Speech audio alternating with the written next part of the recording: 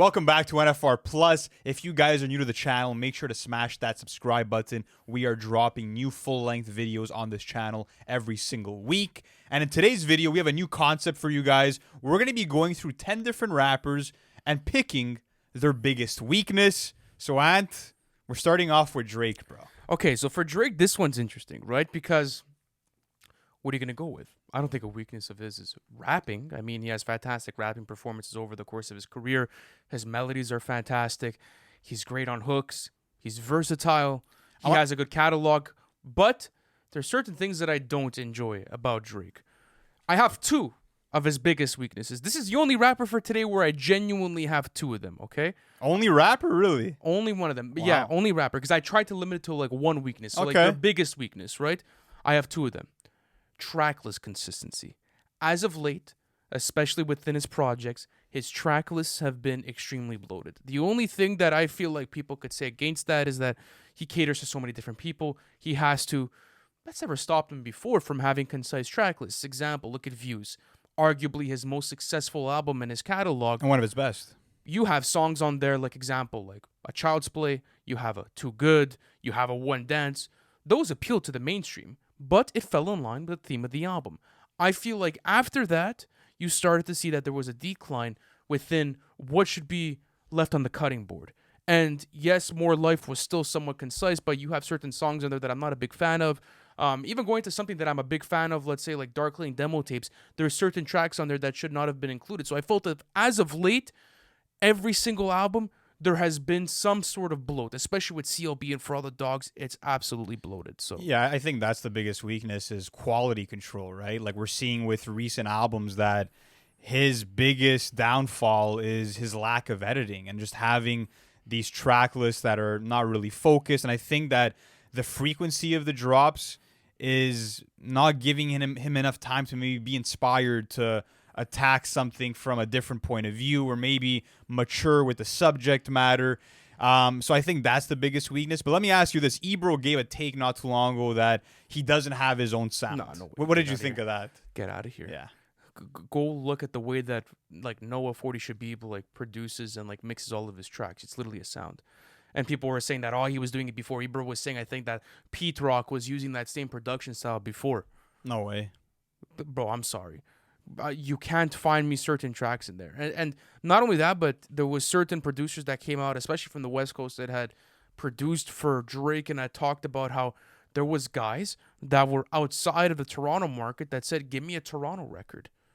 If you like, especially like that dark, moody sort of atmospheric R&B blend of hip-hop, like, where are you finding that type of hip-hop music? In what market? You guys can name it for me. It's not in Florida. It's not in Chicago. It's not in New York. It's not in Los Angeles. It's not in Memphis. It's not in Detroit. Where's it coming from? It's coming from EXO and it's coming from OVO. That's all I have to say about it. Listen to Wagwan Delilah if you don't think Drake has his own sound. But the next one, there was another one that I wanted to bring in that I feel like is arguably still on par with this one, forcing collaborations. Really? Forcing collaborations as of late. Because Absolutely. I feel like that's been a long-standing concern with hip-hop fans is that, there's this narrative that he's using artists for his own gain and that whole thing. But okay, hold on. There's very limited artists that have felt like forced for the collabs. Okay, for example, maybe a Sexy Red, right? Exactly. Or even someone that maybe plays within his wheelhouse, like a Kid Cudi off of CLB. That feature didn't have to be there. Like that, there's no way that should be there. Like there's that was maybe out of spite for Kanye though. That's but regardless, I always like Yeat, and I don't give a fuck. I'm sorry. Like, okay, it's always Trippy Red Betrayal. You're right. There's some collaborations. There's certain that don't collaborations work. that are definitely forced. That's true. As of late, it's not. It's always been a thing in his arsenal to collaborate with everyone. But there is going to be a weakness to that. I'm not saying to stop it, but I do feel like it's a weakness. It definitely is. It's a taint in the armor for me. But the bigger weakness is just the track list consistency and the quality control. And I think that if he really is hinting towards retirement and wants to leave like a good taste in our mouth before he ends it all, pause on that. I think that he needs to like really make some more concise albums, bro, ultimately. But yeah, let's go on to Travis Scott. Fuck yeah. Yeah. So where do you want to go with this? Because I think that the easiest thing that people could maybe point out from the general hip-hop community is the lack of personality within the writing. But I could prove against that. You know, going on to songs like Oh My This Side, 90210, Stop Trying to Be God, Coffee Bean, My Eyes. There's full of lyrical displays within his catalog that counter that argument. You want to argue flow, melodies. We're not even going there. Vocal performances. I feel like he's had good vocal performances over the years. He's gotten better with his singing. He's not a fantastic singer, but I'm not expecting this guy to be Michael Jackson. I don't look at that as his biggest weakness, right? So I think a lot of people look at his bigness as his biggest weakness as his over reliance on auto tune. But at the same time, it's like, what about the amazing melodies you're getting on Drugs You Should Try It, or the hook you're getting on Skeletons? Like, it's his biggest weakness to some people, but to me, it's almost his biggest strength. Like, it's like Captain America without the shield, bro. Like, that's one of his biggest tools. His ability to use vocal effects in his tracks and the way that he's able to manipulate his voice is absolutely incredible. Not only that, but if that was truly a weakness, would people stop going to live shows? Obviously, there's vocal effects within the microphone and, like, you know, there's pre-built settings for vocal effects, but he still sounds good, like, live. Like, example, like, I had seen Hyena at the Utopia concert right back in January. That's a pure rapping performance. There's barely any auto-tune off of his verses. It sounds almost the same as if you were to go into Utopia. But I feel like there is still, like, auto-tune in almost all of his songs. Of course, but what I'm trying to say is that because who doesn't use vocal correction? Yeah. Who doesn't use it? So I don't think that's what it is. Hot take. You ready for this one? Subject matter? No, because I like his subject matter. I've always felt good and about you do have songs like 90210, Stop Trying to Be God. Like, you have songs where Backyard, Coffee Bean. So that's why I'm not going there. Lack of single consistency as of late. His singles as of late have been really weak. Utopia, K-pop. Going into the 3 number ones of 2020. Franchise, the Scots, highest in the room. You're on that. You cracked the code there. That is probably his biggest weakness right now. I think you're right. No, I think you're because right. I was really trying to break it down. Like, skill set wise, it's hard. He is a complete artist to me. I've broken down his lyrics. I have broken down his flows, his singing, his rapping performances. You fucking name it. Like, bro, there's no way. As of his biggest, like, at least weakness as of late, I feel like he's had a hard time with the judgment of his singles. How about you? What did you have? I mean, yeah, I was really, like, struggling between maybe it's the subject matter, but then yet again, he has those songs where he does get personal and does give us a bit more depth. So I didn't have one. I was going to say, like, the fact that he didn't make a Tame Impala collab album yet was a fucking weakness, you know? But in all seriousness, yeah, I think you got the weakness down packed, bro. I think it's the singles. But next up, Tyler, the Creator, who's on a fucking tear right now. I feel like everything he touches has been turning to gold. When you're looking at, like, just what he's able to do as a singer, a rapper, a curator, like crafting these layered beats that sound like these masterful symphonies. Like, he's just on such a high right now. The sample selection, bringing in old funk samples, old nostalgic sounds. Like, he's doing everything right. And I feel like that's the reason why, for me, if I really need to choose a weakness within his career, it's the start of his career. The earlier catalog. Okay, but let me ask you this, all right? Because you could look at it from the early catalog writing. I think it goes down to the writing. Because there's great rapping performances within Bastard, within Goblin. It's the forced Goblin. Controversial shit. That's exactly, what it is. But he's admitted that that's probably his biggest Achilles heel within his entire discography. So I guess I could count that. But are we looking at him, like, right now, or are we looking at this as, like, a totality? Because evolution-wise, I literally have it on my paper here right now. In 2024, he does not have a single weakness. And that's what's ironic, is that, like, you wouldn't have had one of his biggest accomplishments musically, which is his evolution, if it wasn't for those earlier projects and him trying to figure out his sound and naturally getting better with time. Absolutely. But if I had to choose something from a totality standpoint, forced lyrics, forced it would writing. be like new Tyler is way better than old Tyler. That's what it is. I can't even look at that, though, as a weakness, though. It's worked so well in his favor. I really do feel like this is the only rapper on my list today. As far as, like, 2024, looking at the complete package, he's shown what he's able to do with his vocals and his vocals effects on Igor. Every single album that you go into has a narrative and a concise theme. His writing is always on point. Self-produces mostly all of his own material. His collaborations are always on point, and he's so versatile with them, whether it's Caliuchis all the way to A$AP Rocky. There's not necessarily anything you could point out, really, with his craft to say, like, that's a weakness, that's a flaw within your catalog. The mediocre projects early on, I think that's really what I have to pinpoint it to. But I will say this, like, Tyler is in my top 5 list for, like, any artist in the world that I want to see drop an album, like, tomorrow. Tyler's always going to be. Oh, it's going to be such an incredible experience. But next up, we have Future and The Dawn of Trap. The Dawn of Trap. I'll say this, like, ironically, bitch, don't get too comfortable. It applies to him in the sense of like, you will find certain future songs, like some of the deeper cuts off of High Off Life and other projects, I Never Liked You, where he'll get comfortable in the sense of like repeating certain flows, certain cadences, and not really pushing the envelope. There's a quality control issue with Future to a certain extent. Almost a similar situation to Drake, but I feel like he has it a bit worse to a certain extent. And you could also say I'll give you his biggest weakness. lack of evolution. I'll give you his big Lack of evolution, that's bro. tough, Lou. He's You found the formulas he's found, and Luca, compare his early Pluto mixtapes to something like, let's say, self-titled. As of late, I agree with you. There's been a major evolution in the way that he picks his productions, his use of autotune, and even content matter to a certain extent. all around evolution. I'm not really seeing it that much, you know. I guess it's because he's far into his career at this point. I feel like you probably stopped seeing it, I would say, after Hendrix. After Hendrix, you could probably find copy-paste formula songs from either way, and now his best material is coming from 2015. You want to know his biggest weakness? For you, hitting what is high it? notes. Bro, it's atrocious sometimes. When he tries to hit those high notes with his autotune, Good take. it becomes unbearable to listen to. I don't mind the quality control thing. He has a lengthy catalog. Obviously, you're going to find some stuff that you don't want to go back to. But when he tries to hit those high notes, especially on I Never Liked You, oh my goodness. My God.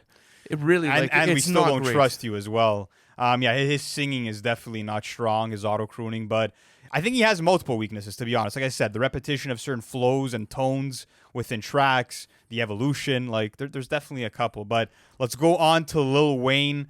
I have two of them here, but I want to ask you, like, I want to see if you match any of these. What do you have as Wayne's biggest weakness here? Because he's a top 10 rapper of all time for you. Excessive use of autotune. Yep. I think that's a major weakness, at Yep. least within some of his tracks, like all over his catalog. I can name you certain albums where I see it everywhere, and the rock genre. Those were my two biggest. The rock genre and excessive use of autotune. Yeah. Those are legitimately, I think, his biggest weaknesses. The auto tune is the biggest one. Like, he's really not able to make any good use of that tool.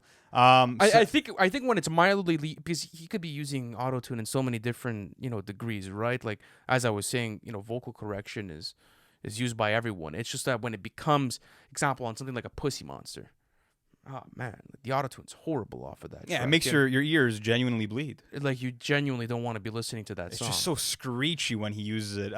Even going out to something like Funeral, I was going back to certain tracks and just checking out some autotune performances, and I'm like, it's getting worse and worse as time goes on, right? And at this point, I'd rather get like a BB King freestyle sort of Wayne where it's like just natural. It's him being laid back, or it's him just spazzing out, let's say, on like a No Ceilings 3 type of thing where you're not getting those types of major autotune performances. Couple of other weaknesses that, again, not as prominent as the autotune, but to me, like for Wayne, someone that's always flexed about being the best rapper, eating rappers for breakfast, I always felt like he was never truly a threat when it came to the battle realm and like being in those 1v1 scenarios. For example, the feud he had with Pusha T. You go back to a song like Ghoulish, it's a pretty weak diss track. He only gives about a minute of time to Pusha T.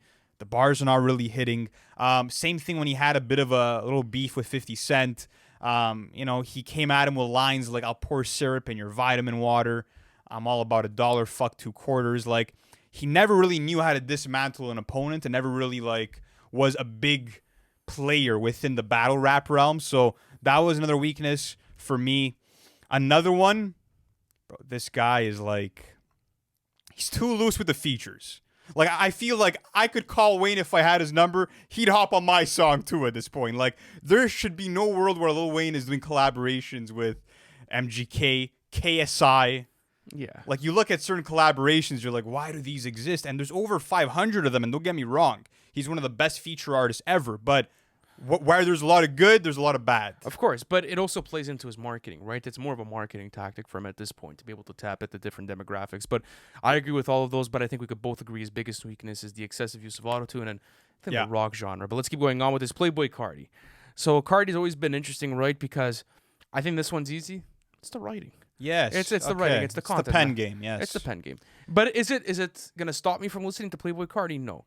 Just if I had to be a prick for this episode, because that's what we're doing here, it's definitely the writing. But like, I'm not, I don't want to like look at Carti and be like, oh bro, you have to get better with your pen. Like, I don't give a fuck about that. Yeah, like, I don't care that Playboi Carti can't keep up with Jay Electronica, but for me, it's the fact that like in certain songs, via let's say a Jump Out the House, the lyrics sometimes get a bit too repetitive. Like forget about the fact that like he's not gonna really paint you a vivid picture or give you quintuple entendres. I'm not looking for that, but it's the fact that again, writing wise, sometimes it just gets way too repetitive for me. So I think that's an easy one for Playboi Carti. Not really much else to pick on. But next up, we have Don Toliver.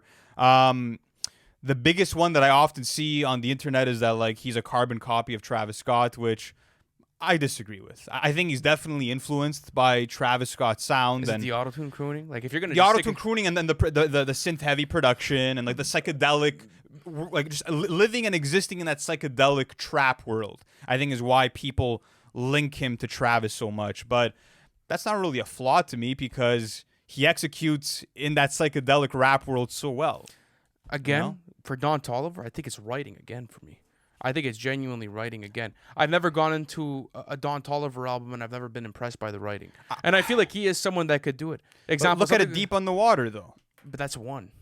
He's got a couple. But I feel you. It's not a prominent strong suit within his catalog because what are you going to go with? His rapping performances are usually always solid. His voice and singing melodies are always really good. He's a great feature artist. He's great with his collaborations. He has good studio albums, so his discography is consistent. Where do you really want to go? You want to know what it is? What? He doesn't have an amazing album. He doesn't have an album that has like the makings of a classic yet. That's what it was for me. He hasn't put together an amazing album. Okay, I guess yeah, you're right. But is that really his biggest weakness? Like, again, I guess I understand. It's up there. It's up there for me for sure. I definitely. But yeah, see where you're coming from. the writing is valid too, though. And next up, we have the greatest rapper of all time, in our opinion, Nasir Jones. This one was really easy for me to sort of pinpoint. What do you have? Here. I have his beat selection, and don't get me wrong, he has had incredible beat selection. He's rapped over Dr. Dre beats, Primo beats, P Rock beats, Kanye West beats. Like he's rapped over incredible production, but when you go to projects like Nostradamus, Street's Disciple, even some of the fast-paced trap beats on King's Disease, sometimes he's out of tune with like what he knows, what he thinks he's gonna sound good over. So ultimately, to me, when I'm looking at the best rapper of all time, if I really have to choose something, like listen to the song "You Owe Me" off of Nostradamus and try to defend. Because that I'm kind of pick. in the same area as you, but I worded this differently. Okay. I put ability to expand this sound or dip into other genres. I always felt like Nas, from the beginning of his career, you go album to album. So let's say like a Godson, for example, it was written, even like let's say the Lost Tape series and even Nasir, like you could kind of know what to expect from album to album to a certain extent. Sound-wise, what you're getting out of it. Artistic evolution-wise, like because he's the best rapper of all time. Like he's not gonna dumb down his sword, let's say maybe to try something new or something different. But for example, something that I really liked personally with like Eminem. I'll take another person that I put in my top 5. There are certain albums in his catalog, you go album for album, there's a clear, distinguished sound, regardless of the collaborations that come through, whether it's trying something new or whether that's coming with it. I always felt like Nas played it to a certain extent a bit safe, but it's also kind of worked for him to a certain extent. I disagree, though. You go to an album like Life is Good, and that showed a lot of evolution, just him getting more personal about like his family life or choosing more like orchestral productions. Like, there has been variety in the production. It's just, it's been weak on a lot of albums. So like, that's kind of why I'm pinpointing at that. Even you go back to that album, okay? It's practically like the same drum patterns, to be quite honest with you. I don't know if it's a hot take for me, but I've always felt like that was my biggest, like, let's say gripe with Nas, was that you know what to expect to a certain extent. You know what you're going to get is top tier. He's my number one GOAT of all time, but I feel like there needed to be a bit more artistic evolution, but maybe you want him to use auto-tune? Like, what are you trying to get at? Like, what would you Maybe he could have tried something new, maybe try to go into a different type of production style that wasn't necessarily, like, within his wheelhouse. I don't know how to put it, but I always felt like you go album to album, there's a consistent sound within all of it, and he's always had trouble like breaking out of that mold, if I'm being completely honest with you. And his cadence kind of stays the same throughout his entire career to a certain extent. There's a lot of consistency on that end. I disagree. But let's keep on going. Next up, we have Nicki Minaj, arguably the most successful female rapper of all time. Deserves a lot of the flowers she gets. To me, I feel like the biggest weakness that I can pinpoint is sometimes the sacrifice of artistic integrity just to hunt for a hit. I feel like that's something that's prominent on a lot of her studio albums, is that there's songs that just feel like, again, there's no artistic integrity, but she knows if she uses this sample and says these lines on the hook, it's going to equal dollar signs. So to me, it's like at a certain point, after seeing the success of like a Super Bass and a Starships, Nicki sold to a certain extent to me. That's my biggest weakness. I said ability to evolve in her music catalog. Okay. I low-key feel like she's been making the same records over and over and over again. Yeah. A lot of her shit is a lot of copy paste. It really does feel like Copy that. pasta. It feels like you're going through like a Groundhog Day sometimes. Go to the pink print, you know. I could go to the second installment and I could find you copy paste lyrics. I could find you so many different types of cadences reused. Like, I feel like she's been making the same records from the early 2010s. Yeah. And if that's something like the Barbs enjoy, that's what they enjoy.